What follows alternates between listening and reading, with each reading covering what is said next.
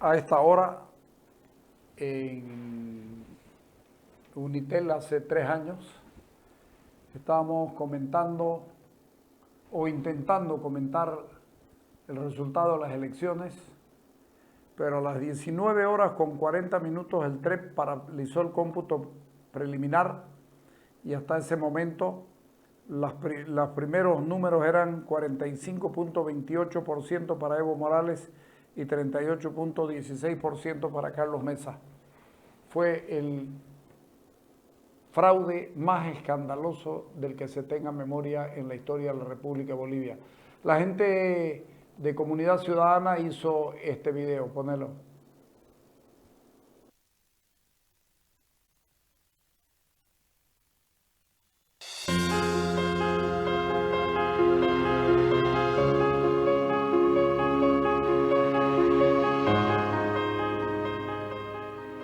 Y vamos a respetar los resultados. O sea, no, pero sí, siempre hemos respetado.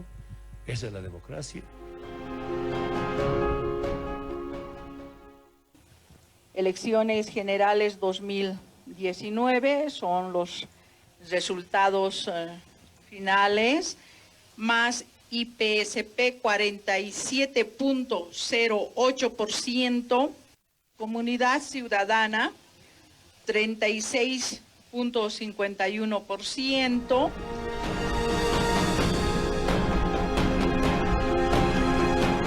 Y lo más importante es que el canciller ha enviado una nota al secretario Luis Almagro solicitándole una auditoría. Esa nota ha sido contestada por el secretario Luis Almagro, donde da la conformidad para poder realizar la auditoría. Y bueno, si algo hay que destacar es que todos los países que estuvieron presentes en la reunión, en este Consejo Permanente, han felicitado la disposición del gobierno boliviano de poder realizar esta auditoría. Se ha señalado que en 2 semanas estará concluido el informe final al que el gobierno boliviano anunció que se someterá. Incluso el gobierno ha señalado que si esta auditoría determina que hay irregularidades que lleven a la posibilidad de una segunda vuelta, está absolutamente dispuesto a participar de esa decisión. La auditoría, que inició el jueves por una treintena de expertos y técnicos, cuenta con el respaldo de Alemania, Estados Unidos, Francia, Rusia y otros 10 países, más la Organización de Naciones Unidas. Un equipo de aproximadamente 30 personas realizará un análisis de integridad electoral. Por su parte, el gobierno de Bolivia reitera el llamado a la oposición a incorporarse al proceso de auditoría. Si la OEA dice, hubo una falla, aquí hay 100 y tantos mil votos o 200 y tantos mil votos o los que sean, que no corresponden al partido más, esto no le da el 10% de diferencia. ¿Ustedes asumen, respetan y repiten o van a una segunda vuelta? ¿Están dispuestos a eso o no?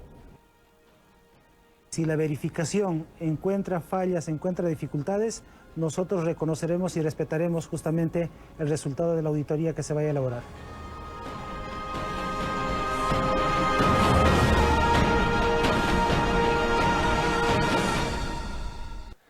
El equipo auditor no puede validar los resultados de la presente elección, por lo que se recomendó otro proceso electoral. Asimismo, se señaló que cualquier futuro proceso debería contar con nuevas autoridades electorales para poder llevar a cabo comicios confiables.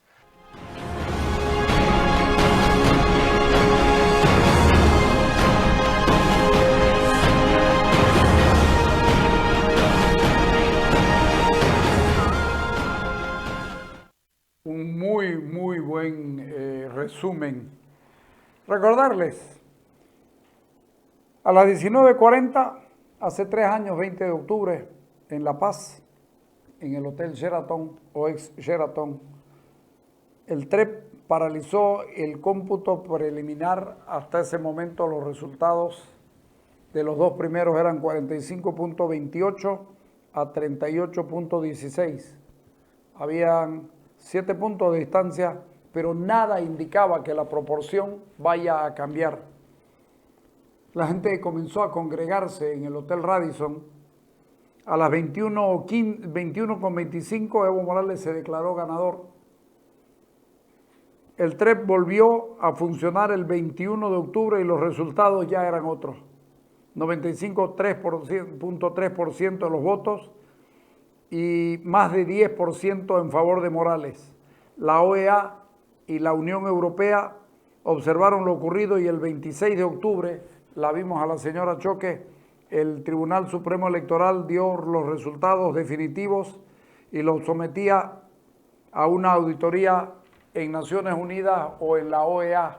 Al final, Evo Morales comenzó a cambiar de conducta.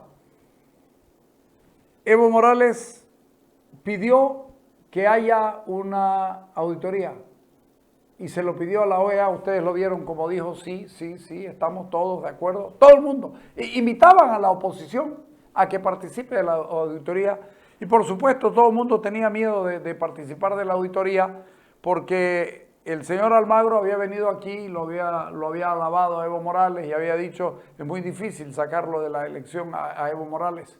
Bueno, a las 5:10 de la mañana del 10 de noviembre, si no me equivoco, Carlos Valverde anunció en sus redes sociales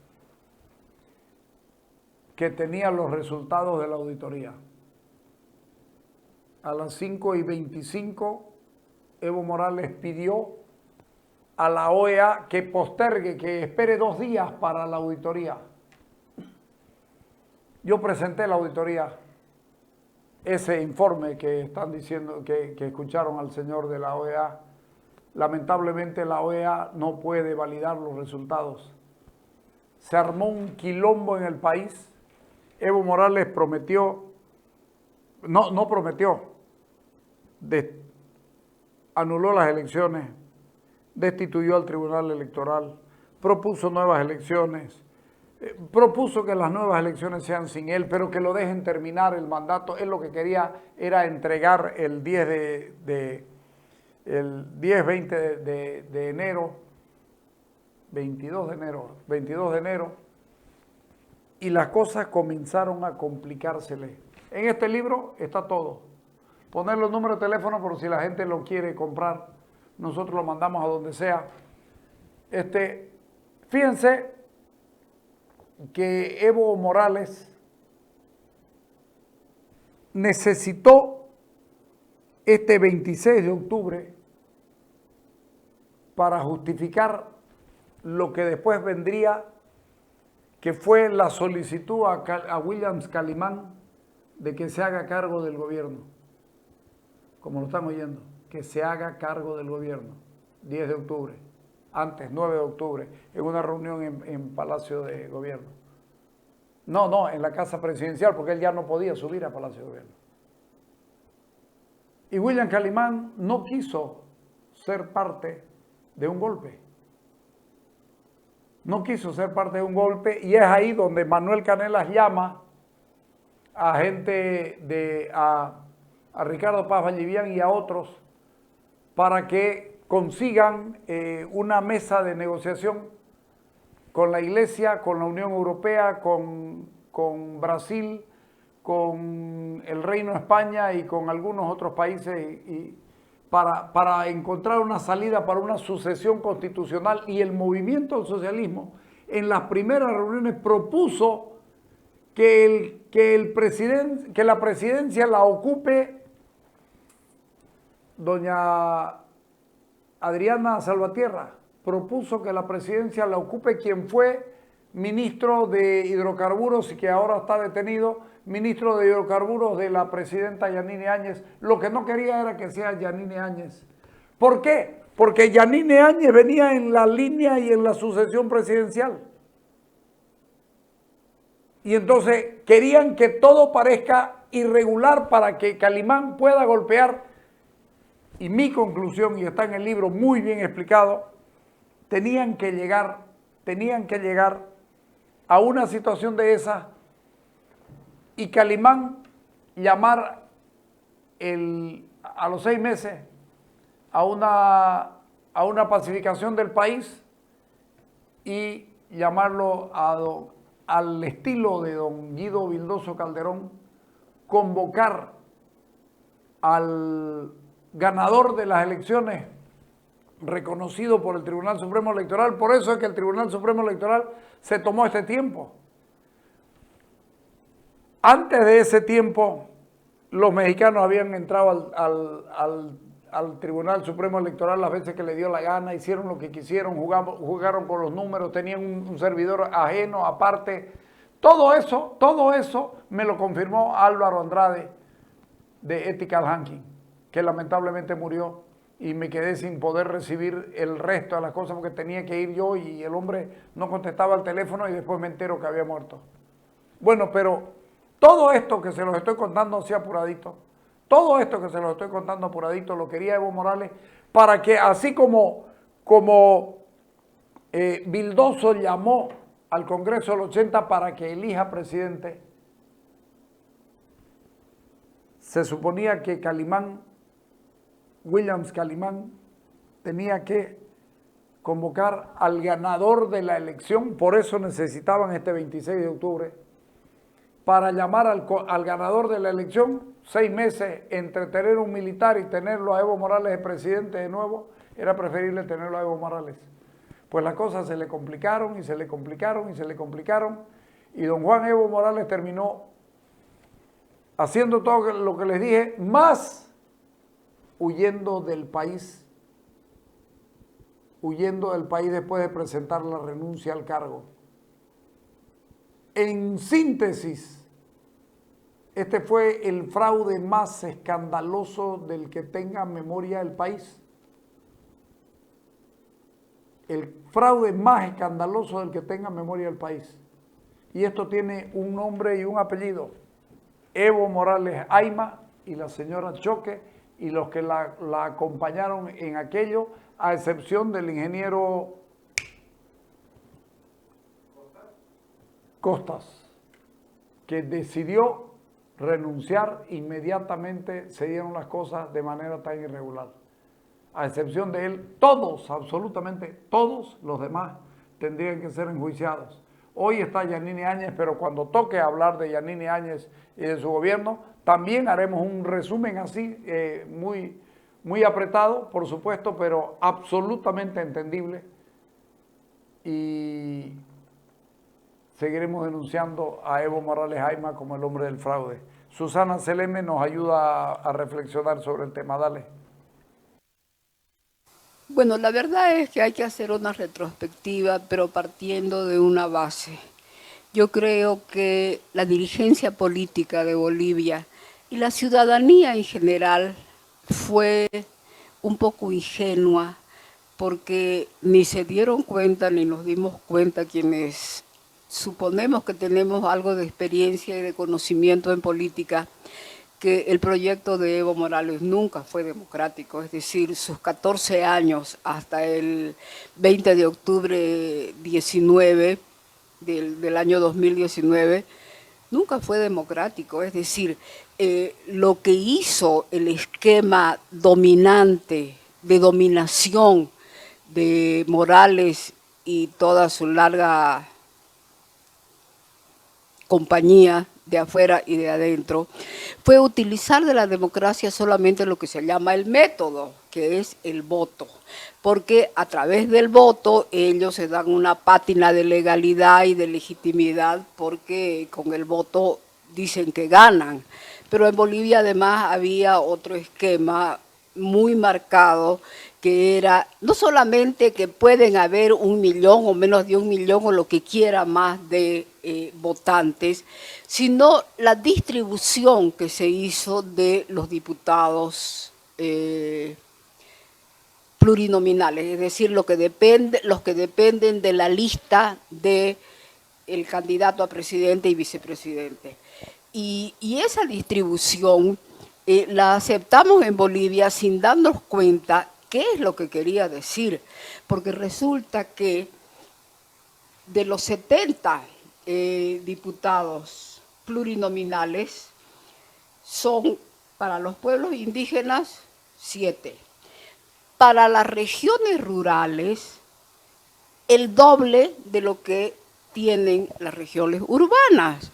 Y en 14 años no nos dimos cuenta que Evo Morales nos quitó esa calidad ciudadana como calidad social. Solamente íbamos y depositábamos el voto. Hemos votado como 8 veces en 14 años. Y lo digo esto porque creo que en algún momento hay que sincerarse y decir las cosas como son. En Bolivia todo el mundo nos creímos que Evo Morales, porque decían que era indio, porque el proceso de cambio, que porque el socialismo del siglo XXI, teníamos democracia. Nunca la tuvimos. Y el mejor dato es que no había separación de poderes en los 14 años de Morales y en los 2 de Arce tampoco. Y la mejor prueba de que no hay independencia de poderes es la condena a la expresidenta constitucional Yanine Áñez. Entonces, empecemos por ahí. La cronología de lo que pasó el 20 de octubre, con una campaña electoral donde se hablaba del voto útil. Claro, hay un escritor chileno que vive en Alemania hace muchísimos años, Fernando Mírez, que dice, hay que votar por el menos feo. Y no es porque los otros hubieran sido más o menos feos, sino que tampoco nos dimos cuenta en ese momento, después de 14 años, hay que ser muy tupido de las entendederas para no haberse dado cuenta. Y hoy lo estamos sufriendo. Es decir, Evo Morales nunca fue democrático, el MAS nunca fue democrático, que en paz descanse quien creó el instrumento político por la soberanía de los pueblos, Filemón Escobar, que tampoco era democrático. Después puede haber cambiado su idea, pero el germen de ese instrumento político, que ahora le llamamos MAS, nunca tuvo ni concepto de pluralidad, ni respeto al otro diferente. No estoy diciendo tolerancia, y por eso llegamos al 20 de octubre del 2019 en las condiciones que llegamos, y en el conteo rápido no había un vencedor, sino que había segunda vuelta. De pronto eliminan el conteo rápido y al poco tiempo sale Evo Morales diciendo que es ganador. Por supuesto que eso generó una reacción muy grande en la sociedad boliviana, y la prueba es que los 21 días de paro y Evo Morales, que dijo que anulaba las elecciones, que iba a segunda vuelta, etcétera, etcétera, para después agarrar un avión fletado por el gobierno mexicano, que es su compinche, y mandarse mudar y dejar al país como lo dejó, incendiado, porque lo que quería era incendiar al país. Y hemos cometido tantos errores que tampoco nos dimos cuenta en las próximas elecciones, que ya fueron el 2020, elecciones convocadas por la expresidenta constitucional Áñez, de que ahí sí debíamos haber hecho lo que siempre se debe hacer, la unidad. ¿Y qué hicimos? 9 candidatos. Y aparte de todo lo que trae cargado el padrón electoral, esa distribución que se ha hecho de los diputados plurinominales, que le dan mucha más preeminencia a los sectores rurales que a los sectores urbanos, y todo eso conduce a que haya que Arce Catacora hubiera sacado 55%. En todo caso, yo quiero decirle que ni Morales, ni Arce, ni ninguno de los que está a su alrededor, que ha fungido como ministro, como viceministro, como sea, no tienen el gen democrático. Evo Morales realmente es una persona que debería estar en un hospital psiquiátrico, yo creo ahorita, porque el ejercicio del poder de 14 años le ha transformado toda su química cerebral, porque aquí es todo puro química. Entonces, cuando él se dio cuenta que la sociedad boliviana no iba a aceptar semejante fraude, que él se declarara ganador después de haber suspendido el conteo rápido, puede haber los destituyó en efecto a todos y, bueno, dijo un mar de cosas. Pero ya la sociedad ya no le creyó nada. Y creyó él que pidiendo una auditoría a la OEA se lavaba las manos. Las manos de Evo Morales están manchadas, no solamente de sangre, están manchadas de fraude, están manchadas de mentira, están manchadas de impostura, porque nunca fue de izquierda, nunca aceptó respetó las reglas de la convivencia democrática, y la mejor prueba es lo que hizo en los 14 años. Por eso es que hizo todo lo que hizo después del 20 de octubre, destituye, anula las elecciones, destituye a toda la Corte Electoral, dice que va a haber segunda vuelta, pide a la OEA que haga auditoría, y cuando la OEA lo llama, Almagro lo llama a él y le dice, ya tengo los datos preliminares, han habido, no le dijo la palabra fraude, le dijo, han habido actos irregulares muy graves. Evo Morales le pidió que no los anuncie, y sin embargo Almagro los anunció, y ahí fue ya el desmadre. Cuando él se vio descubierto en el fraude, por eso es que decidió renunciar y huir, pero también tenía un plan para eso, que Carlos Valverde lo perfectamente lo escribe en su último libro, porque lo que Evo quería era que se le dé el mando momentáneo a las Fuerzas Armadas, con Calimán, que era el comandante en jefe, que lo llamara a él para que se haga cargo del país que estaba incendiado. ¿Acaso no nos acordamos la fotografía del ministro Castillo, dinamita en mano, gritando en el alto con las huestes, ahora sí, guerra civil? Por favor. Y él es el ministro de gobierno, como dicen ahora, es el ministro del Interior, de quien depende la seguridad de todos nosotros. Evo Morales es torpe, es ignorante, pero tiene algo que Arce no tiene, es carisma, y como el flautista de Amelín puede subyugar a determinados segmentos de la población. En cambio, Arce es una piedra, y lo estamos comprobando ahora, que ni pestañea ni dice esta boca es mía, en el conflicto que estamos viviendo hoy, que esta sí es una guerra de alta intensidad, no de baja intensidad como hemos vivido 16 años.